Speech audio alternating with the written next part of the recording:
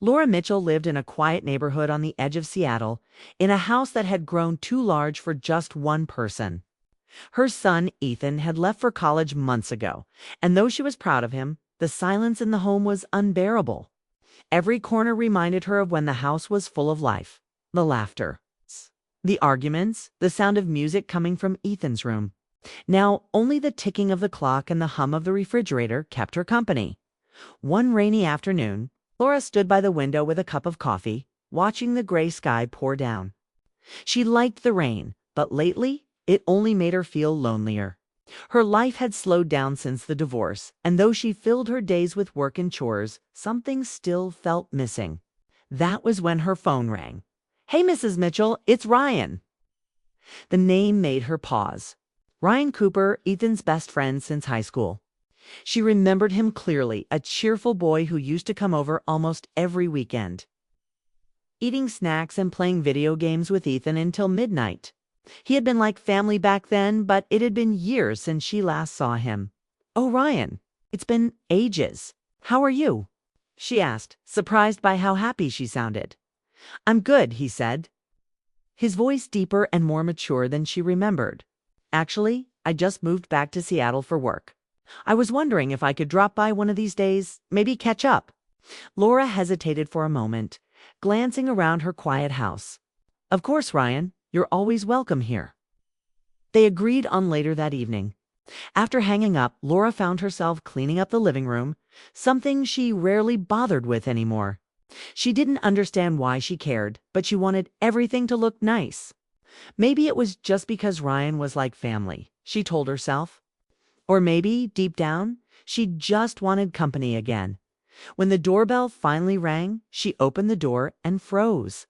The young boy she remembered had turned into a grown man. Ryan stood tall, dressed in a black jacket, his smile familiar, but his presence different, stronger somehow. He looked at her with a warmth that caught her off guard. "Mrs. Mitchell," said with that same polite tone, though his eyes lingered on hers for a second too long. "Ryan, you look so different," she said, laughing lightly to hide her sudden nervousness. "Come in." He stepped inside, glancing around the house as if remembering every corner. "It feels the same," he said, "except quieter." They sat in the living room with coffee, and soon the conversation flowed easily. He told her about his new job at a design firm, how he was trying to settle back into city life. She told him about Ethan's college stories, about her garden, and how strange it felt to live alone. Ryan listened attentively, asking questions, laughing at her jokes. There was something comforting about the way he looked at her, as if he genuinely cared about what she was saying. Most people these days barely listened, but he did as they talked. Laura noticed small things. The confidence in his voice, the calmness in his smile. He was no longer the teenager who used to spill soda on her couch. He had grown up, and the realization made her heart flutter in a way she didn't expect. The evening passed faster than she thought. When Ryan finally stood to leave, she felt a sudden sadness. "It was really good seeing you again," she said softly. "It was good seeing you, too," he replied, smiling. Then he hesitated, his tone turning gentle. "You shouldn't be alone this much, Mrs. Mitchell. You have too much warmth to keep it all to yourself." Her breath caught for a second. It was such a simple thing to say, but it struck deep. She didn't know how to respond, so she just smiled awkwardly and said, "Take care of yourself, Ryan." When the door closed behind him, Laura stood still for a long moment. The rain had stopped and the air felt different, like the silence had changed. She went to the kitchen, but her mind wasn't there. She kept replaying his words, his smile. The way he looked at her, not like a boy visiting his friend's mom, but like a man who saw her differently, later that night. Laura sat on her bed reading, but her thoughts wandered again. She remembered the way he had leaned forward when she spoke, how he had complimented her cooking, how natural their laughter had felt. She hadn't felt that kind of connection in years. Simple, kind, easy. She tried to dismiss the thoughts, telling herself she was being silly. He was Ethan's friend, after all. But the truth was, she couldn't stop thinking about him. Not in a forbidden way, but in a curious, emotional way, like her heart had recognized something her mind didn't understand yet. The next day, as she went about her routine, she caught herself glancing at her phone more than usual. Part of her wondered if he would call again. Another part told her to stop expecting it. But by evening, when her phone buzzed, her heart jumped before she even looked at the screen. It was Ryan, double quotes. "Hey, just checking in. Hope I didn't stay too late yesterday." Her lips curved into a small smile as she typed back, "Not at all." It was nice to have company again. That night, as she looked out her window, she realized how quickly someone could return to your life and shift its rhythm. Ryan had brought back something she thought was gone, the feeling of being noticed, being seen. For years, Laura had buried her emotions under responsibilities, work, and routine. She had convinced herself that love and excitement were things for younger people, things she had already lived through. But now, standing in her quiet house, she wondered if life still had surprises waiting for her. Maybe it wasn't about romance at all. Maybe it was about connection to people who once shared a part of the same world, now finding comfort in each other's presence again. But still, somewhere deep down, she knew something had changed. That night, as she turned off the lights and got into bed, she whispered to herself, "It's nothing. He's just a nice boy." But her heart didn't believe it.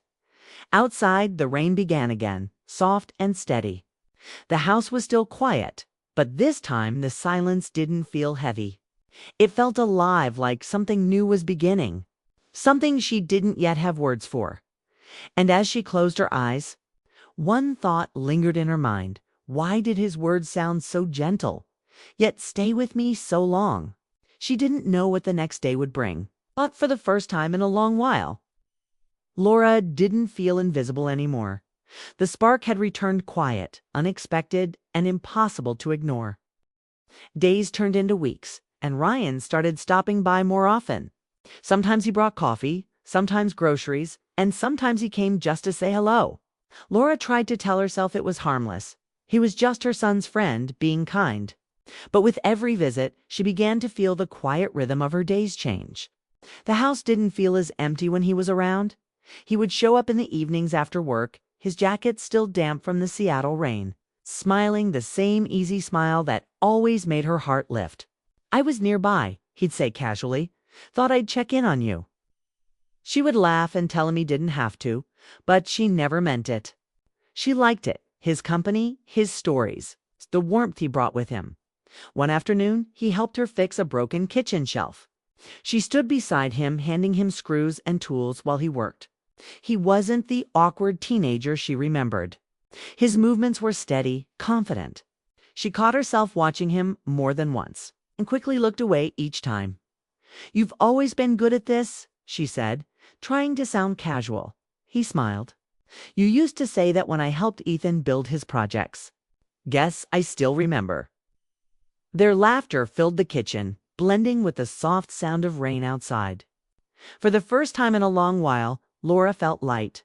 After that day, Ryan began visiting even more. They had dinner together a few times, usually simple meals. Laura cooked pasta, soup, or something quick. He always insisted on helping with dishes. They'd talk about everything: work, family, movies, life. It felt natural, almost too natural. He told her about how lost he'd felt after graduation, unsure of what to do next, how lonely city life could be even when surrounded by people. She listened, really listened, the way she used to when Ethan talked about his worries. But this felt different. With Ryan, there was understanding, mutual comfort, a quiet connection growing between them that neither wanted to name. One evening, they sat on the porch, watching the sky fade into orange and purple. Ryan turned to her suddenly and said, "You know, you're easy to talk to. Most people don't really listen." She smiled softly. "I think that's because most people don't really speak from the heart." He looked at her then, not as a friend's mother, but as a woman. The silence stretched between them, heavy and warm. Laura looked away first, pretending to adjust her cup. Her heart beat faster, and she told herself not to read too much into it. But she knew something had changed. That night, she couldn't sleep. She kept replaying his words, his eyes, the tone of his voice. She felt alive again, but also confused. She didn't want this. It was complicated. Wrong, maybe. But emotions didn't care about logic. They just happened. A few days later, he showed up with a small plant in a pot. "You said your garden felt empty," he said, smiling shyly. "Thought this might help?" Laura blinked in surprise. "Ryan, you didn't have to." "I wanted to," he said simply. She placed the plant on the windowsill, her heart unexpectedly full. "It's perfect." From that day, every time she saw that little plant, she thought of him. It was strange how one small gesture could bring so much warmth into her life. Their bond deepened quietly. They never said anything about what they were feeling, but it was there in the way they looked at each other, in the way their conversations lingered longer than necessary. One evening, they watched a movie together. Halfway through, the lights flickered and the screen went dark. The power had gone out. Ryan got up to light a few candles while Laura laughed at the situation. "Seems like the city never changes, still losing power at the worst times." He chuckled, setting the candles down. "At least it gives us an excuse to talk more." They sat across from each other, the candlelight soft on their faces. The flickering light made the moment feel strangely intimate. Ryan looked at her, his expression serious now. "You ever think about starting over? You know, life, love, everything." The question caught her off guard. "Starting over," she repeated. "At my age." He shook his head. "Age doesn't decide when you start over. Your heart does." She didn't reply. She just watched him, trying to understand what he meant. Deep down, she knew exactly what he was saying, but she wasn't ready to face it. The storm outside grew louder. Thunder rolled through the distance. Ryan stood and checked the windows, making sure they were closed. "You're good at taking care of others," he said suddenly, turning back to her. "But who takes care of you?" The question hit her harder than she expected. She looked down at her hands, unable to meet his gaze. "I guess." "No one needs to," she murmured. Ryan didn't argue. He just nodded, a quiet understanding in his eyes. Maybe it's time someone did. That night, after he left, Laura sat alone by the candlelight, thinking about everything. It wasn't just kindness he was showing. There was something deeper there, something she was afraid to name. She told herself it was just loneliness, that she was overthinking it. But her heart disagreed. Every time she heard his voice or saw his name on her phone, she felt something she hadn't felt in years. Excitement, hope, and fear all at once. In the days that followed, she tried to create distance. She kept herself busy, ignored his messages for a while, focused on work. But it didn't last. One evening, when he texted her "Miss your coffee, Mrs. Mitchell," she smiled before she could stop herself. When she replied, "You know where to find it."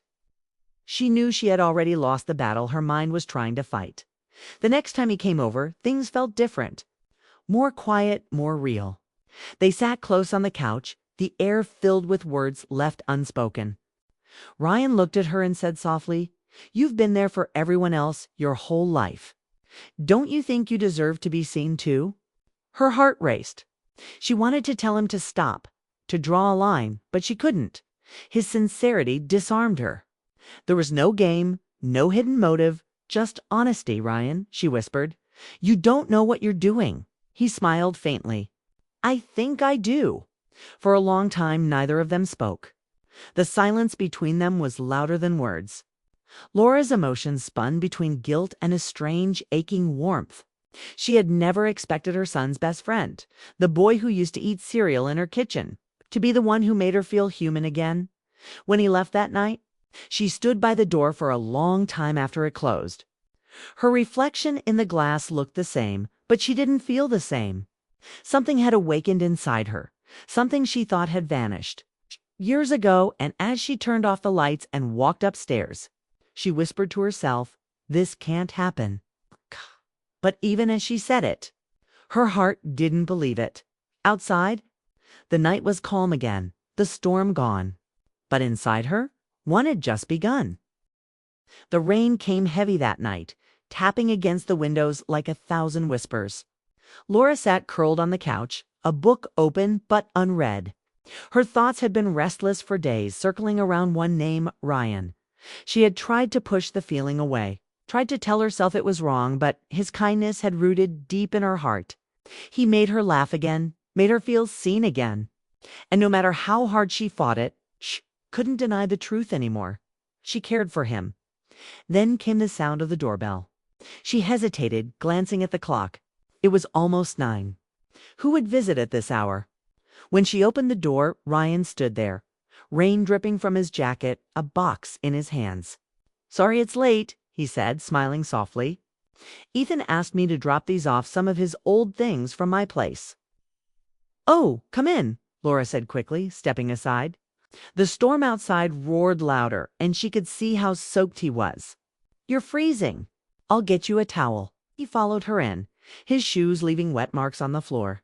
The lights flickered for a moment as thunder rolled through the sky. "Looks like the power might go out," he said, setting the box down, and then, as if on cue, it did. The house fell into darkness. Laura sighed, half laughing. "Well, that's perfect timing. I'll find some candles," Ryan said, already moving toward the kitchen. A few minutes later, soft yellow light filled the room, dancing across their faces. The storm outside raged, but inside, everything felt strangely calm, almost peaceful. They sat on the couch, the shadows flickering on the walls. Ryan leaned back, watching the candles. "It's funny," he said. "When I was younger, I used to think storms were scary. Now I kind of like them. They make everything feel honest." Laura tilted her head. "Honest." He nodded slowly, like there's nowhere to hide. "You have to face what's real." Something in his voice made her heart tighten. She tried to smile to keep the moment light. But he was already looking at her, not with the easy warmth she was used to, but with something deeper, almost vulnerable. "Laura," he began softly, using her first name again. "Can I tell you something?" She hesitated. "Of course." He took a slow breath. "I know this might sound crazy, but I need to say it. I've felt something for you for a while now, and I can't keep pretending I don't." The words hung in the air like thunder. Laura froze, her heart pounding. She stared at him, not sure if she'd heard right. "Ryan." "Don't," she whispered. "I mean it," he said firmly, his voice calm but full of emotion. "I've tried to ignore it. I told myself it was wrong, that you'd never feel the same. But every time I see you, it gets harder to stay quiet." Laura shook her head slowly, her breath uneven. "You're Ethan's friend. This isn't right." "I know what it looks like," he said, leaning forward. "But this isn't about age or names or what people think. You're the most genuine person I know. You make me want to be better. You make me feel like I belong." Words broke through every wall she had built. She tried to speak, but her throat tightened. Tears stung her eyes, not because she was upset, but because she hadn't heard anyone speak to her like that in years.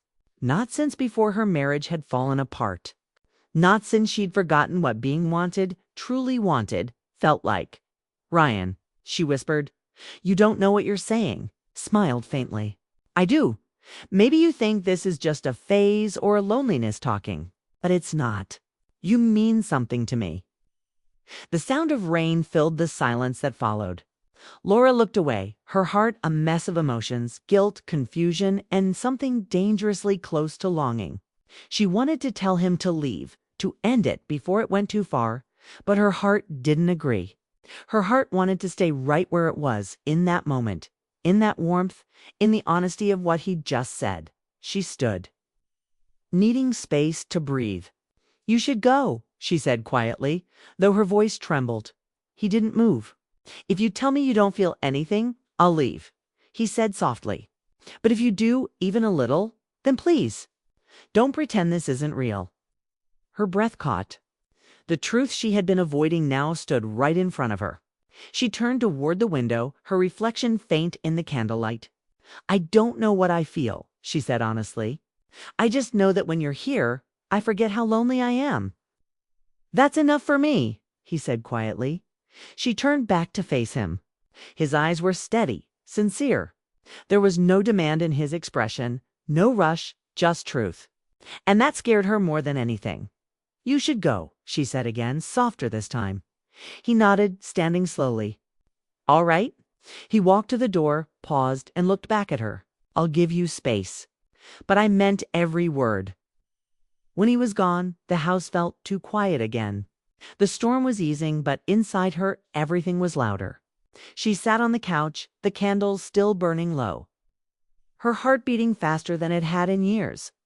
She replayed his words again and again. "You make me feel like I belong." She wanted to forget them, but she couldn't, because deep down, she had felt something too. Something real. The next day, she tried to go about her normal routine, but everything reminded her of him. The chair where he had sat, the mug he had used, even the soft echo of his laugh seemed to linger. She knew she couldn't keep pretending nothing had happened. Something had changed forever. That evening, her phone buzzed. It was a message from Ryan. "I'm sorry if I made things uncomfortable. I didn't mean to cross a line. I just needed you to know how I feel." She stared at the message for a long time, unsure how to reply. Then she typed slowly. "You didn't make me uncomfortable. You just made me remember what it feels like to be seen." She hesitated before sending it, then pressed send. After that, they didn't talk for a while. Ryan respected her space.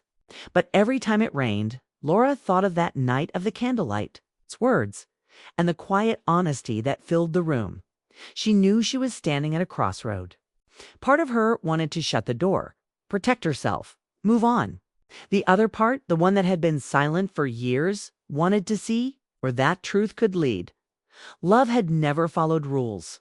It had simply appeared quiet, unexpected, and complicated. But sometimes the heart finds connection where logic sees only lines. And as Laura sat by her window, watching the city lights shimmer after the rain, she whispered to herself, "He made me feel alive again." She didn't know what the future held. But one thing was clear, that night had changed her forever. The morning after the storm, sunlight poured through the curtains, soft and golden. Laura sat at the kitchen table with her coffee, staring at the spot where Ryan had sat the night before. His words still echoed in her mind, gentle, honest, impossible to forget. He hadn't asked for anything. He had simply spoken his heart. And that truth had shaken her. She told herself she needed space, that it was best for both of them to step back. But the truth was, she missed him. Every small thing reminded her of him. The empty mug in the sink, the little plant he'd brought her, the memory of his voice when he said her name. It wasn't just attraction. It was something deeper. Something that made her feel alive again, even when she wished it dead. Days passed quietly. Ryan didn't call or visit, and Laura tried to convince herself that it was for the best. She kept busy, gardening, reading, going on long walks. But the silence of her phone reminded her of what she'd lost before it even began. She realized how much his presence had brightened her days, how his laughter had softened the loneliness she had learned to live with. One afternoon, she received a short message from him. "Hope you're doing okay. Miss our talks." She stared at it for a long moment, her thumb hovering over the screen before she replied, "I'm doing fine. I hope you're okay too." It was a simple exchange, but it made her heart ache. She wanted to say more, but she didn't know how. She didn't want to hurt him, and she didn't want to hurt herself either. What had happened that night wasn't wrong in heart, but it was complicated in life. Weeks passed. The air grew warmer as summer arrived. And Laura found herself standing in her garden one evening, watering the flowers Ryan had once admired. The little plant he'd given her had grown taller, its leaves stretching toward the sunlight. She smiled faintly, thinking how life always finds a way to keep growing, even after storms. That night, she wrote Ryan a message but didn't send it. She typed and erased the words again and again before finally setting her phone aside. Sometimes silence was kinder. Sometimes love meant letting things rest. Then, one evening, when the sky was painted in orange and pink, she heard a familiar knock on the door. She opened it to find Ryan standing there holding a small box. His smile was gentle, unsure. "Hey," he said softly. "I didn't mean to just show up, but I wanted to return something. Ethan's book. I found it in my stuff." She stepped aside. Come in." He looked around the living room, his eyes meeting hers briefly. "You look good," he said. "Thank you," she replied, trying to keep her voice calm. They sat down. For a while, neither spoke. The silence wasn't heavy this time. It was peaceful, full of unspoken understanding. "I wasn't sure if I should come," he said finally. "I didn't want to make things harder." "You didn't," she said quietly. "That night, it was honest, and I needed honesty." Ryan nodded. "I wasn't trying to change anything between us. I just wanted you to know what you mean to me. You helped me find direction again. You made me see that love isn't about timing or age. It's about truth." Laura smiled faintly, her eyes soft. "You taught me something too," she said. "That my heart isn't as closed as I thought. That I can still care deeply even when I try not to." For a long moment, they just sat there, the evening light spilling across the room. There was no tension, no guilt, just warmth and gratitude. Ryan stood slowly. "I'm moving to Portland next week. My company's opening a new branch there." "Oh," she said, trying not to let disappointment show. "That's wonderful." "You'll do great," he nodded. "I'll miss this place. I'll miss you." She looked at him, her heart tightening again. "You'll do amazing things, Ryan. You deserve that." He smiled a little sadly. "You know, when I told you how I felt, I thought maybe it would ruin everything. But it didn't. It made me grow up. You showed me what real love is. Not needing someone to stay, but being grateful that they were there at all." Her eyes glistened. She didn't try to stop the tears this time. "You're going to be fine, Ryan. Life has a way of giving back what it takes away." He nodded and took a small step closer, hesitating before speaking again. "Can I give you something before I go?" She nodded. He took a small folded note from his pocket and handed it to her. "Just something I wanted you to have."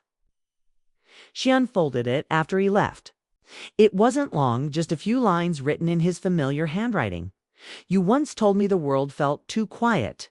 I hope someday someone fills that quiet the way you filled mine. Thank you for reminding me that love isn't about forever. It's about the moments that change us." Laura read it twice before setting it down. Her tears fell quietly, but they weren't sad tears. They were full of peace. She realized that what they had wasn't something meant to last forever, was something meant to awaken her heart again in the days that followed. She went back to her routine, but life didn't feel the same. It felt fuller, lighter, more alive. The emptiness she had carried for years had faded, replaced by a quiet strength. She had loved, been loved, and learned that even fleeting connections could heal. Months later, she received a postcard from Portland. It was from Ryan. The front showed a bridge at sunset, and on the back were just 3 words, "Still grateful." "Always." She smiled as she placed it on her refrigerator. That little message meant more than anything. It wasn't a promise, but it was enough. Sometimes love doesn't need an ending. It just needs meaning. And that's what they had found, meaning in each other in the right time, okay? In the right way. Laura looked out her window, the same one she used to stand at when her days felt too long. The garden was bright and full now, the little plant thriving more than ever. She whispered to herself, maybe love doesn't leave us. Maybe it just changes shape. And she knew she was right. Because Ryan hadn't just walked into her life to start something, he'd walked in to remind her that love wasn't over for her. It was still out there, quiet, patient, waiting to be discovered again. As the sun set behind the trees, Laura felt calm. She no longer felt the ache of loneliness that used to fill her evenings. She felt gratitude for what was, for what ended, and for what still might come. Ryan had come into her life by chance, but his presence had reminded her of something beautiful. Love doesn't always mean staying. Sometimes it means awakening, understanding, and letting go with peace. She whispered one last time, smiling through her tears. "He found me when I'd stopped believing in love, and that was enough." And with that, she turned off the lights, letting the golden glow of the sunset fill her home, warm, peaceful, and alive again.